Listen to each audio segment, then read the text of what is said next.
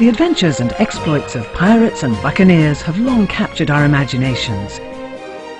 These sea bandits roved the ocean lanes in all parts of the world, from the waters off Africa and Europe and the Orient to the Caribbean and off the coast of North America.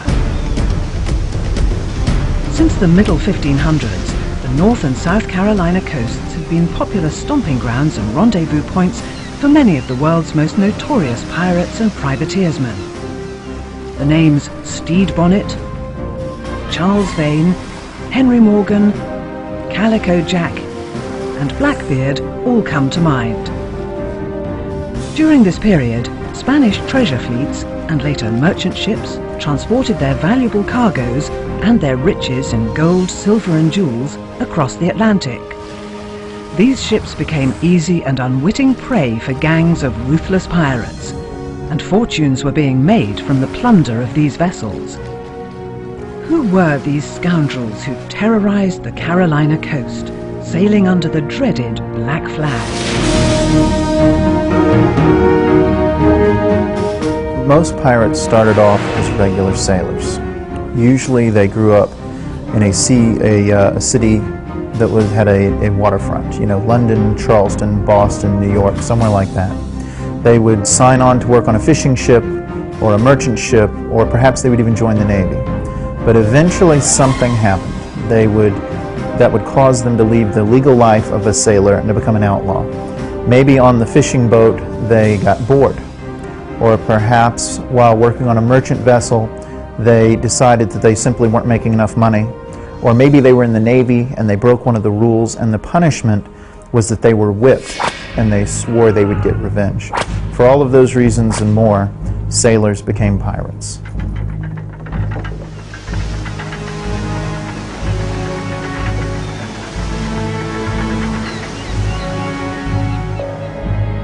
I think by and large, one of the primary reasons was they were just trying to escape, in some instances, the harsh realities of life at sea. Certainly, so many of them had been involved with the various royal navies of the various nations, seafaring nations of that time. But primarily the Dutch, French, Spanish, English, to be sure. And merchant captains were at times extremely harsh disciplinarians, and I think they were just trying to get away from that and saw piracy as a means of escape. Pirates seeking sanctuary from pirate hunters often found it in the serene backwaters near Charleston and elsewhere along the Carolina coast. Inlets in South Carolina's Bulls Bay and McClellanville, Murrells Inlet and Georgetown, and North Carolina's Beaufort Inlet and the Cape Fear River were all favorite pirate haunts, and often bases of operations. Well, the entire eastern seaboard, really, and for that matter throughout the Caribbean, made it extremely difficult for the Royal Navy or any of the government forces to track down these pirates. But particularly right here along this stretch of coast, North Carolina, South Carolina particularly, with the barrier island system squeezing up against the mainland the way it does, affords a lot of really interesting opportunities for those pirates to have gotten into the shallow water sounds, rivers, creeks. So many of these pirates that were operating in this area at that time were from this area originally. So they had that hometown knowledge, if you will. Geographically, in terms of the terrain, the coast is an intricate series of marshes and creeks and inlets, many of which were too shallow for ships with larger drafts to be able to navigate. So for pirates, who generally tended to use ships with a lighter draft, it was easier for them to get into these inlets and essentially disappear into the swamps and not reappear until they were ready to go out hunting for more prey. In most cases, pirates did not desire a fight when overtaking and commandeering their prey, because a fight always meant death for someone. The pirates recognized that if they engaged in a fight with the crew of a ship, even a merchant ship, there was the potential for some of the pirates to be injured or killed. So their hope was that they could scare the crew of the merchant ship so bad that resistance would just collapse before the pirates ever even boarded the ship. They weren't necessarily looking for a fight. They always knew that going into a fight, there was the potential for cannons firing, muskets being shot at them and towards the crew that they were attacking. And you have to keep in mind that these pirates were not looking to sink ships, they were looking to capture ships. Black flags bearing gruesome images of skulls and skeletons were hoisted up high atop their mainmasts, transfixing potential victims and striking terror into their hearts. The black of the traditional pirate flag and the red of the bloody banner had very important symbolic meaning. You know, the black represented death, the red represented blood, and both sent a very clear signal to the crew of the merchant ship as to what their fate would be if they resisted the pirates. Well, the crew of a merchant vessel that didn't have anything invested in the cargo would want no part of a real fight when they saw pirates coming, because they had no real interest in defending it. They would be just as happy to give it over without a fight, because they knew most of the time the pirates would just take whatever they could load off the ship and let them go on their way. If they put up a fight, they were guaranteeing their own demise.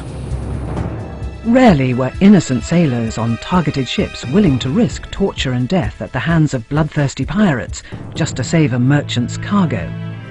When faced with almost certain death, or as was often the case, accepting an offer to join the pirate crew, in most cases the choice was easy. These once law-abiding sailors themselves became pirates. Well, I think more often than not, when these ships were captured, the pirates gave the crew an opportunity to join up, and in some cases would force several members of the crew to join, particularly if they had some sort of skill or function that was needed aboard their own vessel. We know when Blackbeard captured Concord that he grabbed 3 of the surgeons, the surgeon and the 2 surgeons' mates.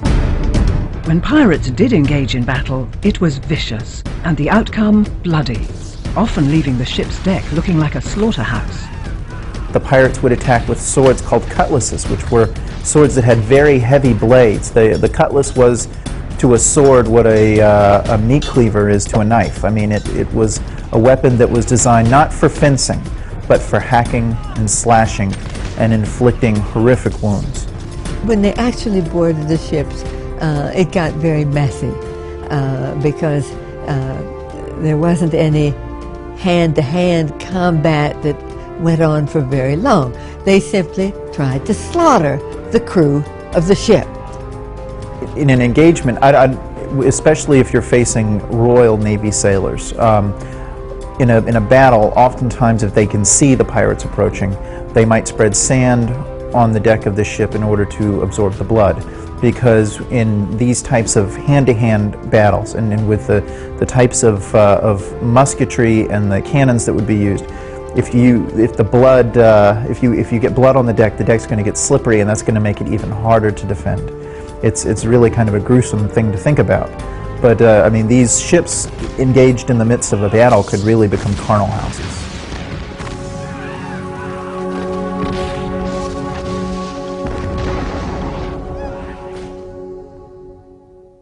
Conduct aboard most pirate ships was regulated by a list of articles drawn up by the captain and crew.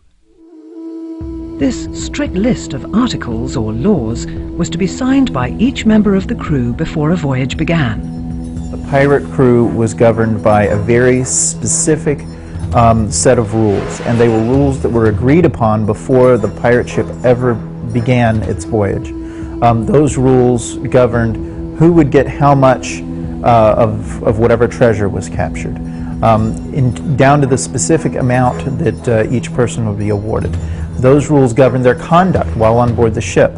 For example, specifying that they were required to maintain their weapons, specifying, for example, that they were not allowed to keep any sort of written material on board the ship, just so they didn't have to worry about anyone keeping notes as to who was doing what, something that might turn up at a later trial. Remarkably, these pirate articles were reasonably democratic, compared to the rules penned by some captains of Navy ships or civilian merchant vessels.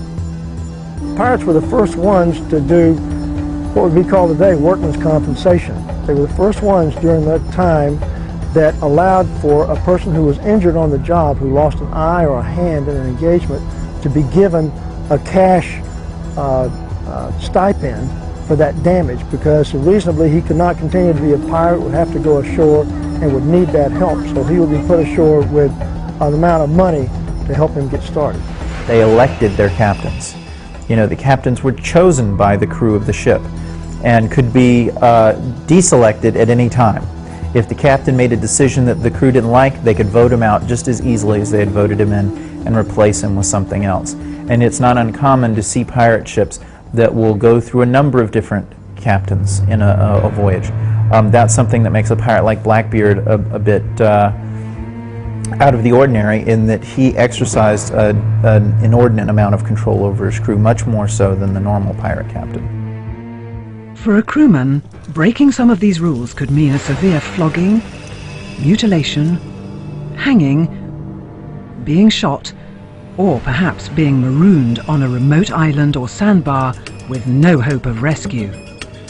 One of the primary things the pirates would do if any of the articles were broken, any of their rules broken, would be what they called being made governor of an island.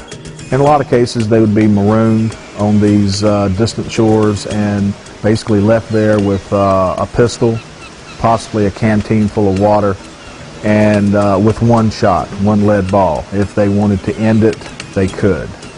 In fact, Blackbeard himself actually marooned quite a number of his own crew right here in Beaufort Inlet when he got rid of Queen Anne's Revenge and split his company up. That punishment was considered to be the worst fate that any pirate could suffer.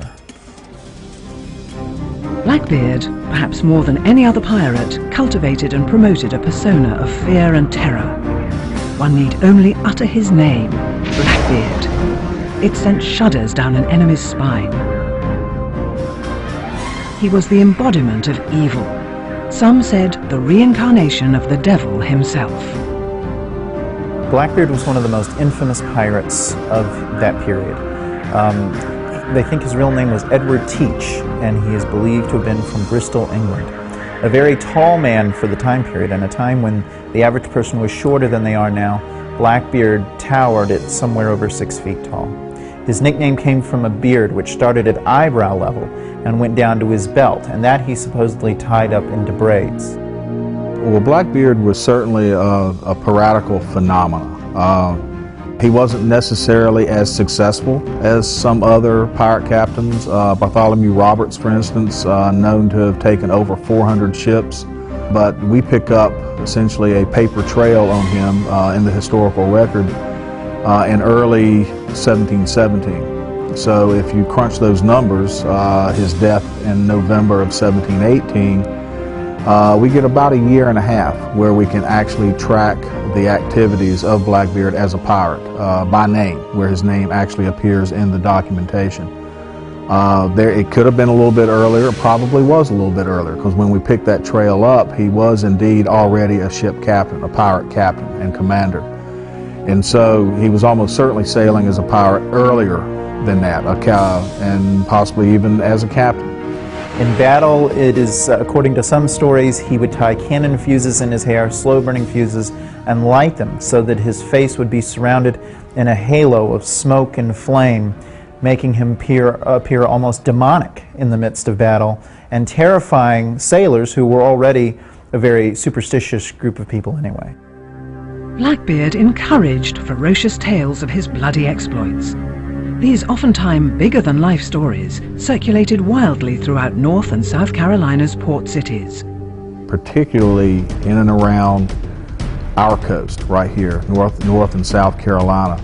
The tales of these pirates abound, and in many cases it's extremely difficult to determine what was truth, what was fantasy. You know, there's so much folklore surrounding these pirates, particularly Blackbeard, from Charleston, to Ocracoke.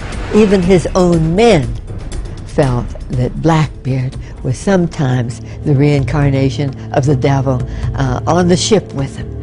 And gradually they had begun to not only have a healthy awe of him, but to really fear him as being the symbol of the devil walking aboard their ship. Blackbeard terrorized his victims to such an extent that they would just be paralyzed with fear, completely unwilling to resist him in any way.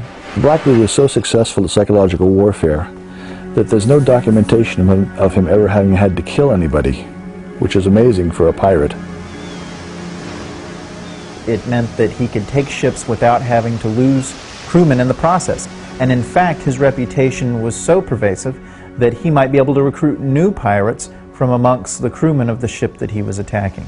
In early June of the year 1718, Blackbeard arrived at the entrance to Charleston Harbor with 4 ships and over 400 pirates.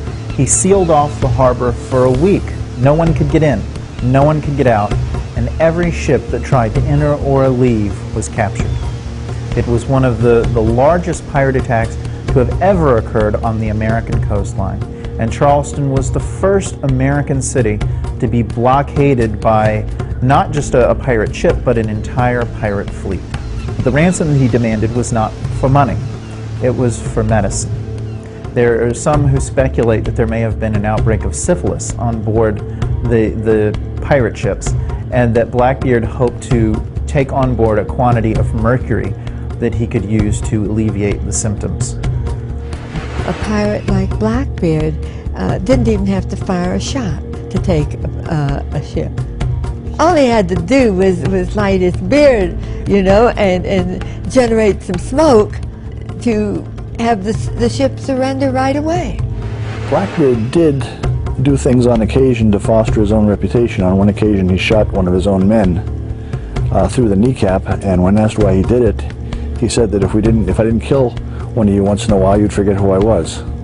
A lot of the truth may have been actually hidden in smoke and mirrors, so to speak. And so I think Blackbeard was definitely pursuing that type of thing, basically trying to hide who he was, but at the same time manifest that reputation that scared a lot of people.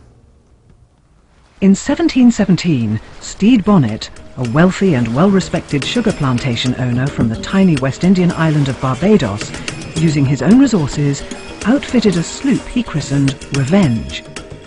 With 10 guns and 70 men aboard, he abruptly left his life of wealth and ease to go a-pirating. The reason was said to have been a nagging wife. Stede Bonnet, of course, has the reputation of being a fairly lightweight pirate. He was obviously in a hurry to get away from the land and the life that he had on Barbados. Stede Bonnet was probably even more of an enigma than Blackbeard. He, more than most, had no real reason to become a pirate, at least from the outside looking in. Stede Bonnet was a bored young rich man. And Stede Bonnet had received everything he ever wanted, and he began to long for a life of adventure and to be like some of the pirates that put in at Barbados and that he had seen swaggering along the street. But what's odd about Bonnet was the fact that he went out and bought a sloop rather than captured one. He was wealthy, and he decided he would buy a pirate ship. Now this seemed ridiculous to some of the pirates who heard about Stede Bonnet later, that any man had to buy a ship to be a pirate. You know, he went about being a pirate the same way he would go about running his plantation, and that meant buying a ship and hiring the pirates that he needed for his crew. Bonnet's problem was he didn't really understand what he was getting into. He didn't understand how a pirate ship worked, and he didn't understand the danger of the situation he was becoming involved in. Although males, young and old, comprised the great majority of pirates, Some women seeking the same adventure and plunder disguised themselves as males and also signed aboard pirate vessels.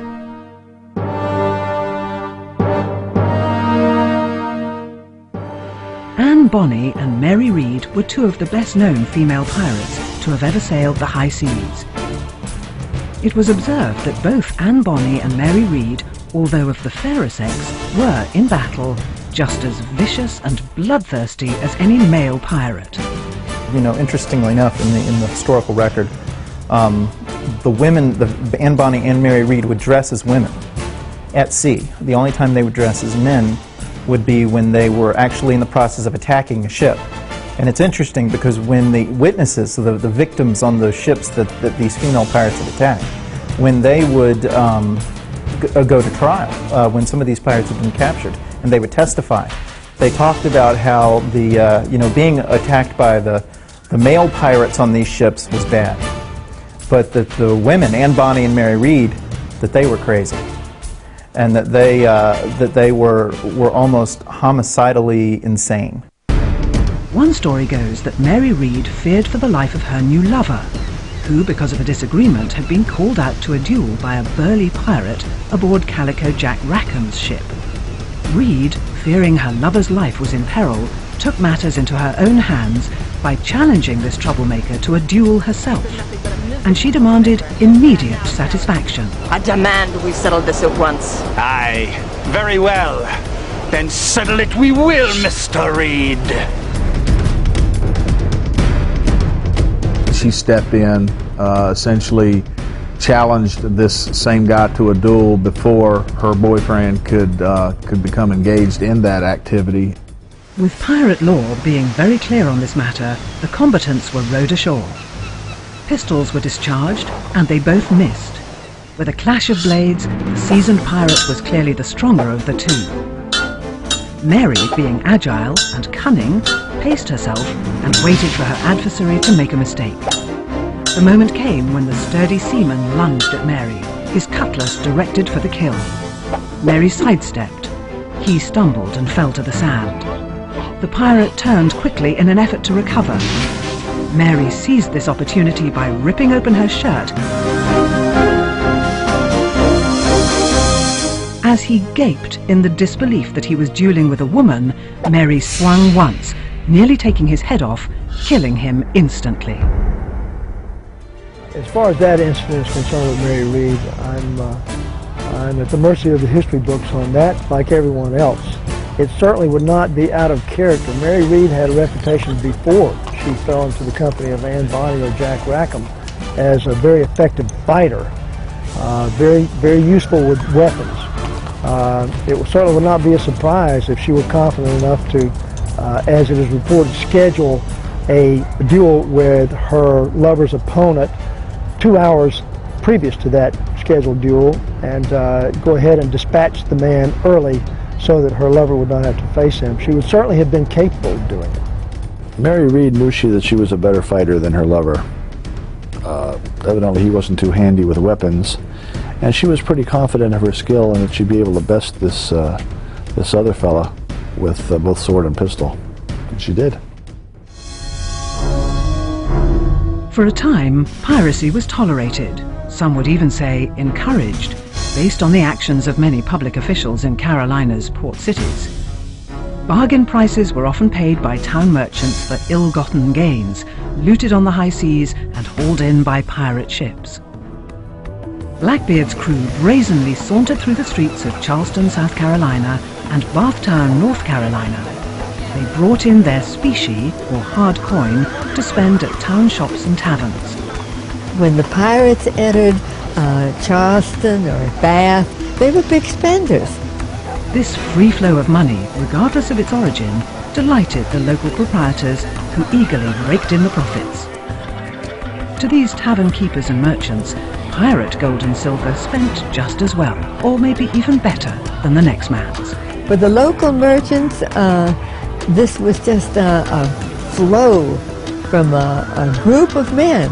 They didn't have this happening every day, where groups of men would swagger in with bags filled with bullion. The pirates would usually spend their money on a few things. Number one, they would gamble with their money. Number two, they would spend their money on drinking in the local taverns. And finally, they would spend their money on prostitutes and whatnot, so they would have company for their carousing while they were here in the city. In addition to that, the pirates would sell some of their loot to the local merchants. There were all sorts of backroom deals going on where merchants would acquire items in the early days mainly from Spanish ports where the pirates had looted them, and they would pay, bargain basement prices for these treasures, and then the merchants could turn around and jack the prices up and sell them to the local inhabitants. Plus the coin that the pirates brought in, the gold doubloons, the silver pieces of 8, those became in the early years currency. It's interesting that in Charleston in the 1600s, the official coin of the realm was Spanish currency, all of it looted by pirates from the Spanish. It was whispered that certain officials were in fact in league with the pirates. Stories circulated that, among others, Blackbeard himself was known to have shared his loot with North Carolina Governor Charles Eden to gain Eden's protection from the hangman's noose. Blackbeard once boasted that he was so popular and well known there was not a home in North Carolina into which he could not be invited for dinner. There was a certain number of government officials that were not necessarily just turning a blind eye to these activities that the pirates were engaged in, but also active, very active with them. They weren't necessarily, jumping on board these pirate ships and going out and help capture ships, but they were certainly willing participants in the liquidation of a lot of these so-called black market goods once they came back into the colonies. I don't think necessarily Eden was in direct collusion with Blackbeard. Now that may have been by design. Being the governor and being exactly who he was, I think he was keeping a fairly hands-off attitude. But at the same time, I think he was also essentially turning his back on what Blackbeard was doing and essentially allowing him to do it.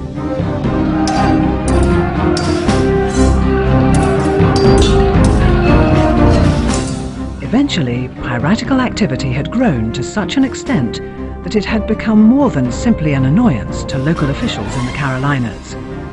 Pirates cruising the vast blue waters of the Atlantic now numbered in the thousands. Disruption of transatlantic commerce had grown uncontrollably, and commercial interests along the coasts were being hit hard, as ship after ship was being taken by the pirates. Pirate business was now no longer welcome, nor were their wicked deeds tolerated. In 1718, some estimate over 2,500 pirates operating just along the East Coast. At that point, they began to intercede commerce to the point where the average merchant was losing money, and opportunities did not exist often enough for them to meet with pirates and buy goods at wholesale prices, and so the merchants began to put more pressure on the government. The government, of course, began to put more pressure on the pirates, and the Royal Navy expended a lot more effort in that period to find and eliminate pirates. By now, Stede Bonnet had sought and received a pardon from Governor Eden at Bathtown, North Carolina, and a privateering letter of marque from the Danish governor at St. Thomas in the West Indies. This should have ended his buccaneering days. However, he soon dangerously determined to return to the irresistible life of piracy. In late November of 1718, Bonnet, now going by the name of Captain Thomas, and his newly named ship, the Royal James, lay hidden near the mouth of the Cape Fear River. An expeditionary force, led by Colonel William Rhett, was now dispatched from Charleston by a fed-up and angry South Carolina governor, Robert Johnson. 2 sloops, the Sea Nymph and the Henry, were outfitted with 8 guns apiece. Their objective was to track down and wipe out the pirates in the Cape Fear. The South Carolina forces, Colonel William Rhett, had already received intelligence that there was a pirate in the Cape Fear River.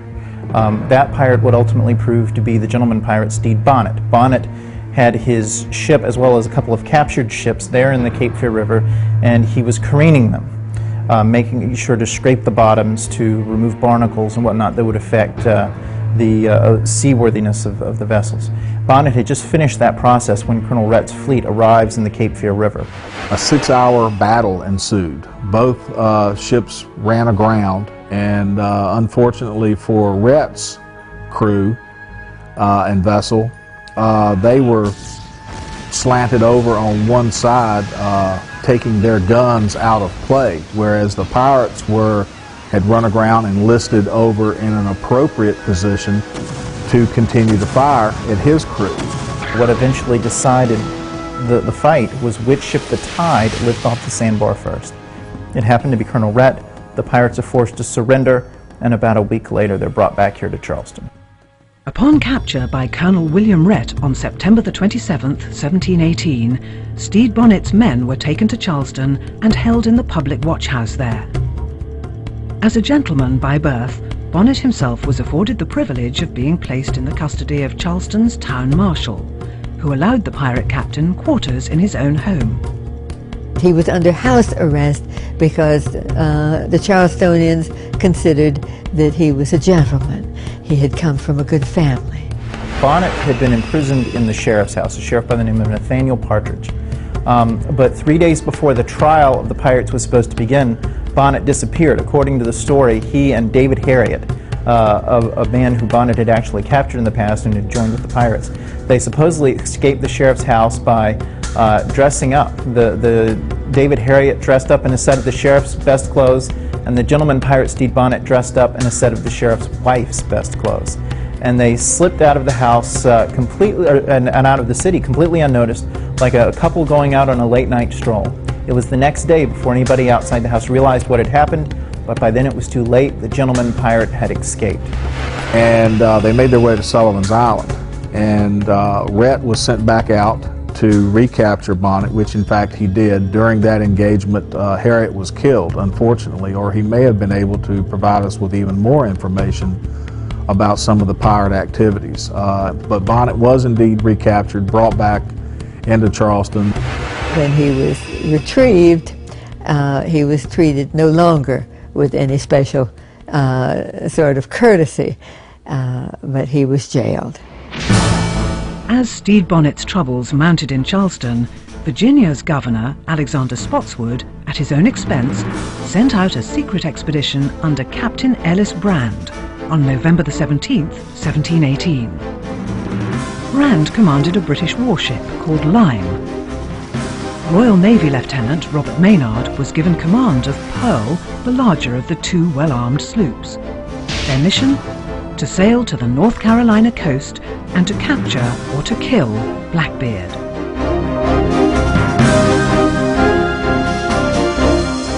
Lieutenant Maynard arrived off the inlet at Ocracoke, and he could see the top of the mast of Blackbeard's vessel inside the inlet over the sand dunes. However, he chose to wait until the next day to go in. Maynard sailed into Ocracoke Inlet the morning of the 22nd of November, 1718, and basically maneuvered around, ran aground once or twice, was able to get off and got into a position up close to Blackbeard's sloop. Blackbeard let loose with a couple of broadsides. It killed a number of people on both of the two sloops under Maynard's command. Grenades were tossed, and Blackbeard led his men on the Virginia ship, where a fierce hand-to-hand battle took place. In the end, Lieutenant Maynard and his men were able to bring down Blackbeard and his crew. After finally toppling over dead from 20 cutlass gashes and 5 pistol ball wounds, Blackbeard's head was severed from his twisted body and suspended from the bowsprit of Maynard's ship as a gruesome trophy.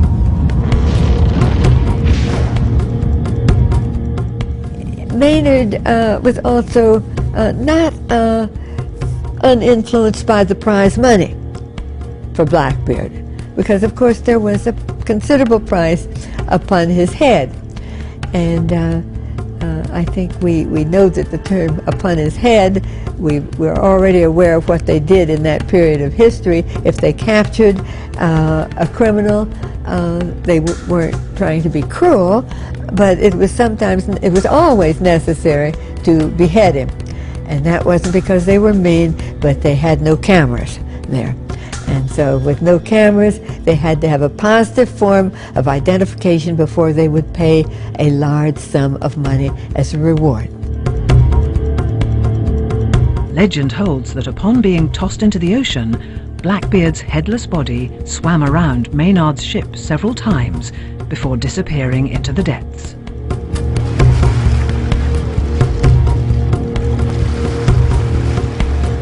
One of the interesting things about pirates, even pirates from different ships, crews who didn't even know each other, was there was a definite sense of community.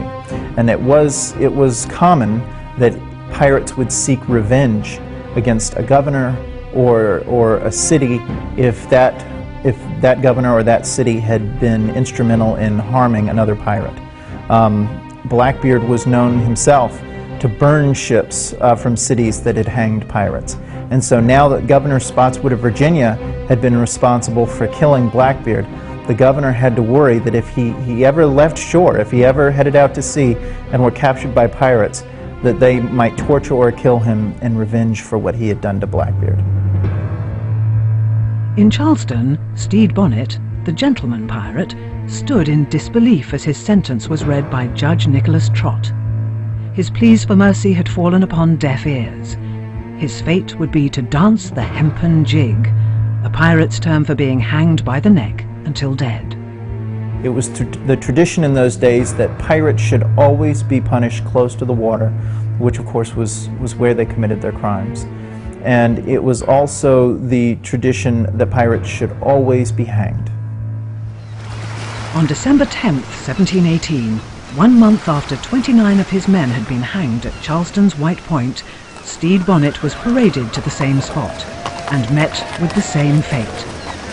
A gallows was erected close to the shore, and the verdict was read, and Bonnet was hanged there and left hanging. It was traditional at that time to leave pirates hanging sometimes for days or even weeks, so that ships coming in and out of the harbor would see the bodies on display and would perhaps take that as a warning as to what the fate of those who became pirates ultimately would be. But like his crew, after Bonnet was dead, his body was buried in the marsh. Usually they would be buried, pirates would be buried somewhere between the high water mark and the low water mark. And they would be denied any sort of Christian burial rituals or rites. That was also considered part of the punishment, an effort to make sure that even in death, their souls would never properly rest. With the deaths of Blackbeard, Stede Bonnet, and other disreputable sea brigands, the winds had been stolen from the sails of piracy. The golden age of piracy had drawn to a close. Pirates were no longer foolhardy enough to operate out of the inlets and creeks of the Carolina coasts. There in short order in 1718, a number of the big name pirates were basically removed from the piratical seas, and that did quite a lot in suppressing piracy and essentially setting up a situation whereby the golden age was coming to an end. They, within a matter of a couple of months, destroyed piracy on the American coast. After Bonnet, after Blackbeard, there would still be pirate attacks, but they would involve one ship, at the most 2 ships. The pirates would appear, they would attack a ship, and then they would disappear. Never again would you ever have another pirate fleet appear before an American city and start capturing ships and making demands of the colonial government. Those days were over. In November of 1720, 2 years after the deaths of Blackbeard and Stede Bonnet, pirate captain Calico Jack Rackham, who had been imprisoned with Anne Bonny and Mary Read, met his end at the gallows in Port Royal, Jamaica. Before he was hanged, he was allowed a brief visit with Anne Bonny, who had once been his lover. Bonny reminded him of the incident earlier aboard his ship, which had landed them in this predicament. Eventually, the pirate ship of Calico Jack and Anne Bonny and Mary Read ended up off the coast of Jamaica, where they were approached by a British ship who realized that they were pirates. When the British sailors scrambled on board expecting another big battle like that which had occurred with Blackbeard, they were surprised to find only 2 pirates ready to defend the ship, Anne Bonny and Mary Read. All the men were drunk below decks. Rackham and most of his men had shown cowardice in the face of their captors, while Bonny, Mary Read and one other crewman had fought bravely.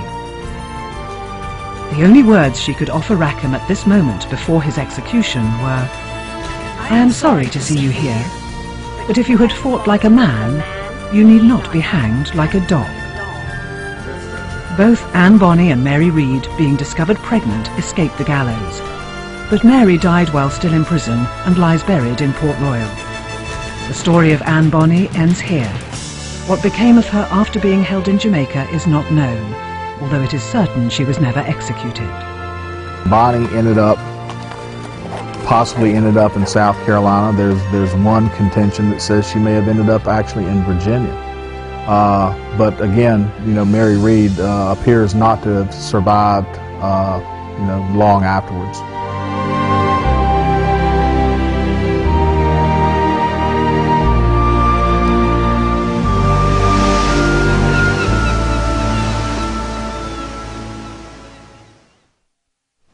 On a clear but blustery November day in 1996, divers representing the private research group Intersal Inc. were concluding the first stage of their search for 18th century shipwrecks in Beaufort Inlet, North Carolina. Formerly known as Topsail Inlet, this was the body of water where in 1718 Blackbeard's flagship, the Queen Anne's Revenge, was known to have been lost. Well, the Queen Anne's Revenge was a very unusual ship for a pirate ship. The typical pirate ship was a sloop. They were small, they were fast. The Queen Anne's Revenge was a much larger ship. Whereas a normal pirate sloop might have carried 12 cannons, the Queen Anne's Revenge was armed with 40. And as such, it was almost like a warship. It was big and it was powerful, and of course was an appropriate ship for a fleet of pirates like that which Blackbeard was commanding.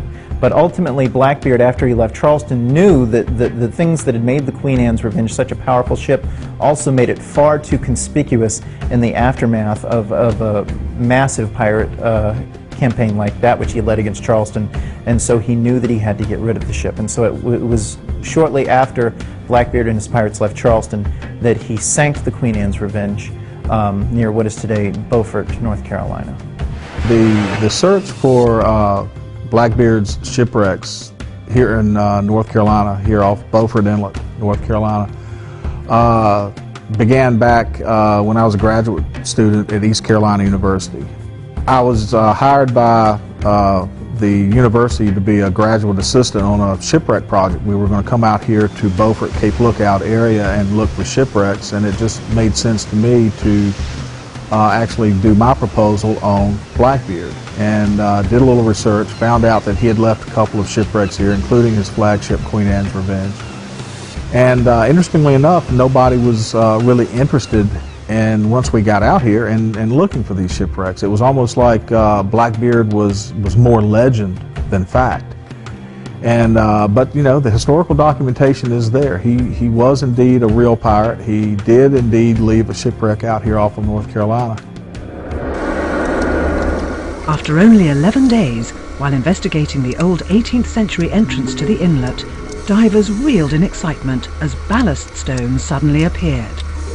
Then anchors, a ship's bronze bell, then a room-sized mound of cannons. Was this the flagship of the legendary and infamous Blackbeard? Everything seemed to fit. The location of the site was fairly appropriate as far as what the historical documentation had provided us with. The type of anchors and cannon all seemed to fit an appropriate sized ship for Queen Anne's Revenge. The two smaller vessels, the pirate sloop Adventure and the Spanish treasure ship Salvador, were a little smaller than Queen Anne's Revenge. So they would have had smaller anchors, smaller cannon, and fewer cannon. So the large number of cannon and the larger anchors seemed to point a finger in the direction of Queen Anne's Revenge. And so that's what had everybody excited.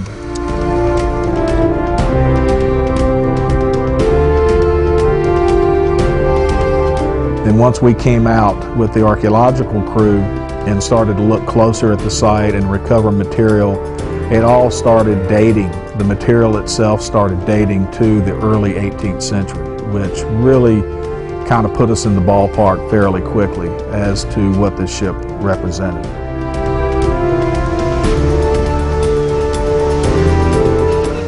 We're continuing excavation. Just this past year we were able to work about 5 or 6 weeks out there and add tremendously to the volume of material that had been recovered and the amount that we had been able to excavate. And we moved from roughly 5% up to around 15, somewhere between 15 and 20% of this site being excavated. And one of the problems we've been having with the project as well has been the number of storms, particularly hurricanes. This is a fairly shallow water site. It's only about 25 foot of water. So these storms tend to scour out and very probably remove some of the cultural material that's been deposited there. So what we're trying to do is essentially remove this shipwreck from harm's way, get it out from being in such shallow water and recovered and into the laboratory. And then we can take our time. We can open up concretions and conserve these these artifacts individually. And it's in a safe environment, secure environment. Everything just seemed to fit, and to date we have found no conclusive evidence that it is indeed Queen Anne's Revenge, but everything circumstantially just seems to add up to very strongly suggest that what we are dealing with is the remains of Blackbeard's flagship, Queen Anne's Revenge. One bizarre story of Blackbeard holds that after his death, a ceremonial drinking cup was fashioned from the upper half of his skull. The cup was plated with silver and bore on its side the roughly carved inscription, "Death to Spotswood." Some claim to have seen it, even to have drunk from it. The cup was supposed to have been used in fraternity drinking ceremonies. Any brave, hardy soul who wanted to join a fraternity would drink from the cup of Blackbeard to more or less seal his oath. Oh, there have been some interesting rumors about Blackbeard's cup, and sometimes with some writers it seems to have become tantamount to the Holy Grail, the unholy trophy, you might say. And various people have searched for it. I started looking for the cup in the early 1990s, and through my searches I found that there was a cup belonging to a New England personality named Edward Rowe Snow, which he alleged was the skull of Blackbeard the pirate. I saw pictures that I had gotten from his publisher, and one thing that bothered me about it was the pictures of the skull that Edward Rowe Snow had didn't match the description of Judge Wedby's cup. Judge Wedby was a writer and historian who wrote a lot of stories about the various legends and personalities of Cape Hatteras and the Carolina coasts. First of all, Edward Rowe Snow had a complete skull, except for the bottom jaw, while Judge Wedby's cup was just the top portion of a skull, starting just below the eye sockets, and it was engraved with the words, "Death to Spotswood." Snow's widow donated the skull and a number of other pirate paraphernalia to the Peabody Essex Museum, and a number of researchers who were involved in getting material for the Newport News Mariners Museum exhibition got hold of the skull and wanted to use it for the exhibition. And the Peabody Museum didn't want to let it go and said, well, this is not Blackbeard's skull. You know, so, well, whose skull is it? So, well, we don't know. Well, then how come it can't be Blackbeard's then, you know? And so they eventually talked them into allowing them to use the skull in the exhibition. And sure enough, that's what really brought people out, was this skull of Blackbeard, this purported, you know, skull of this infamous pirate. I got a chance to look at the skull while it was on exhibit with under the black flag. And I looked at the skull, and I said, this does not look like the skull of a man over 6 feet tall and 250 pounds. It's too small. And it doesn't look like it's covered with silver. It looks like it's covered with silver paint. In the meantime, I had gotten 2 letters from 2 different sources, different parts of the country, who told me that Edward Rose Snow had actually purloined the skull from a science lab and painted it silver with silver radiator paint. The only skull that we had with any kind of reputation as being Blackbeard's skull is now a hoax as far as I'm concerned, and I have no other place to look. So I'm back to square one again. Robert Naismith and Edward Rose Snow were both writers and historians very much interested in the lore of the coast and pirates in particular. And one day Edward Rose Snow gave Robert Naismith an invitation to come up and spend some time with him so they could go over some of their stories together. While Robert Naismith was at Edward's house one dark and stormy night, Edward took him aside and showed him his prized possession. He had this wooden case, and he opened it, and there inside was this skull, which he said was the skull of Blackbeard the pirate. Robert was a little skeptical, and he asked Edward how he knew it was Blackbeard's. And Edward Rowe proceeded to tell him about how the skull had told him he was Blackbeard's skull. They'd had a conversation and discussed, among other things, how he came to be in Edward's possession and how he was in fact the skull of Blackbeard. There's 2 really trains of thought as to what happened to Blackbeard's skull ultimately. One, it's still around in somebody's collection as a silver-plated drinking cup with the words "Death to Spotswood" on the rim, or it just disintegrated and fell apart and got destroyed being stuck up on the pole at the mouth of the harbor. Much as I would like to have discovered a solid trail that led to Blackbeard's cup and the silver plating of his skull, and found it myself, I could never find sufficient evidence. The stories keep cropping up about the cup every 75 to 100 years or so, and there's more than one story. There are several stories out there, so I kind of think that there is a certain plausibility that there is a cup around somewhere. And I'll keep looking for it.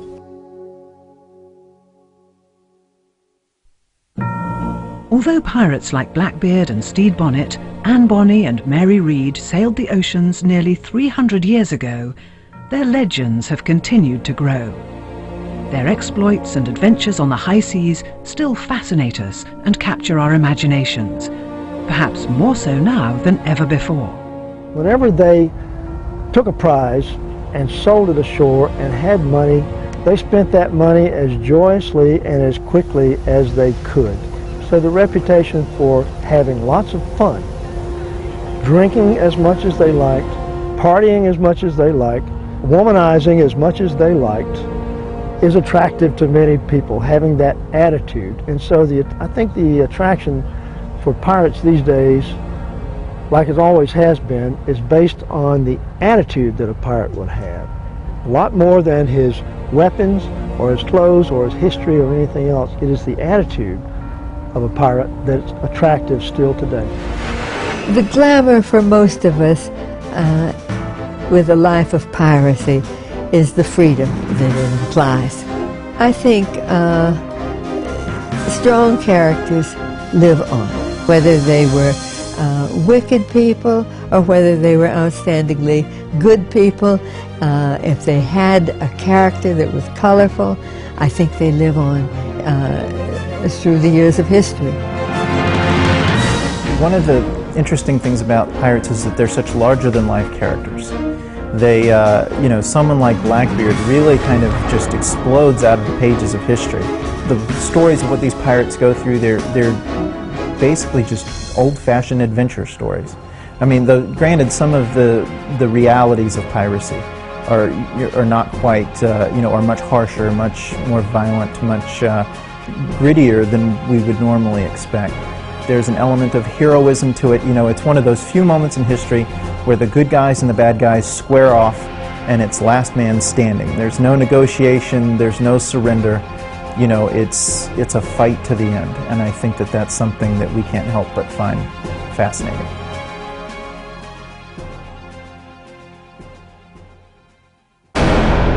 As the golden age of piracy drew to a close, global maritime trade gradually resumed, without the old fears of being relentlessly attacked and looted. Piracy didn't just stop, it continued to some degree then, as it does even today. But with the pirate nests rooted out along the Carolina coast by well-armed revenue cutters, the days of piratical bullying and their command of the high seas had effectively come to an end.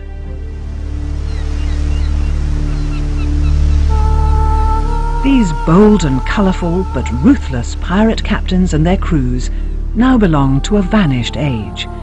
But some say the spirits of these great nefarious pirates of long ago scour the seas still, seeking new ships to plunder, forever in search of treasure and boundless adventure.